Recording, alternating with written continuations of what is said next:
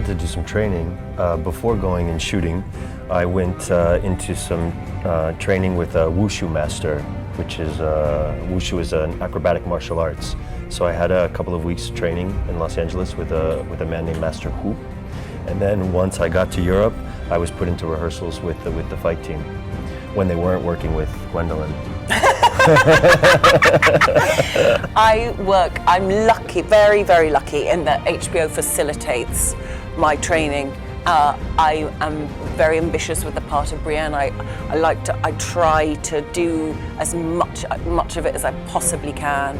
I do my best to work towards being as good as her. Obviously I can't attain that, but I do a lot of training. They train me anywhere between 2 weeks to 2 months for a fight, and when I first started, I think we worked for 3 months, 3 or 4 days a week on learning sword fighting, on fighting, working on my physicality, and just trying to get me to be ready to meet the challenge of playing Brienne. It's really cool though. Yeah. And really fun. It's so much fun. Did you have fun with your weapon? I did. What was cool about it is that what's so different about the show is that, one, you have a woman with a sword beating men, you know, presenting herself as really kind of this unstoppable warrior, you know. And with Oberyn Martell, I think he sort of ushers in a different style of fighting that hasn't been seen. Because I actually don't use a sword. I fight with a spear, and I move around quite differently. My armor is different, so that I can sort of move in a manner that hasn't been seen on the show yet.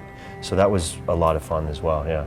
I think that Game of Thrones sits traditionally in the fantasy genre, but what's so exciting and brilliant about the show is that it does deal with politics. It's all about power play.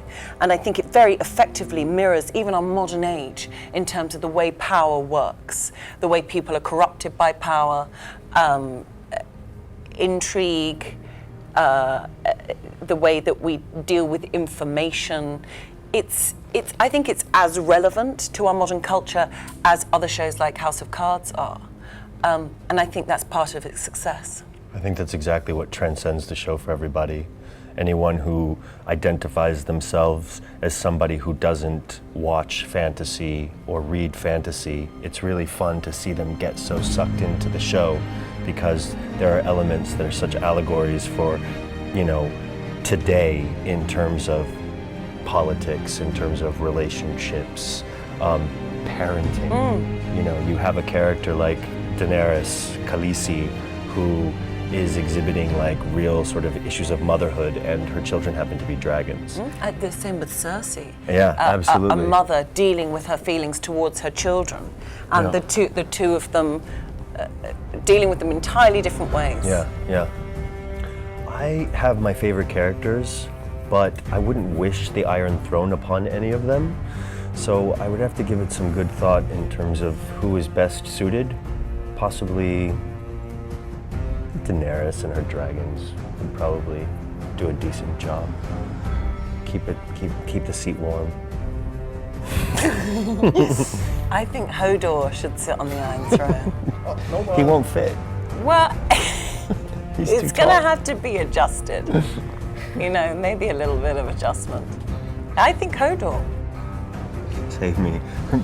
Brienne would be like, get the hell out of Yeah, here. don't get too comfortable.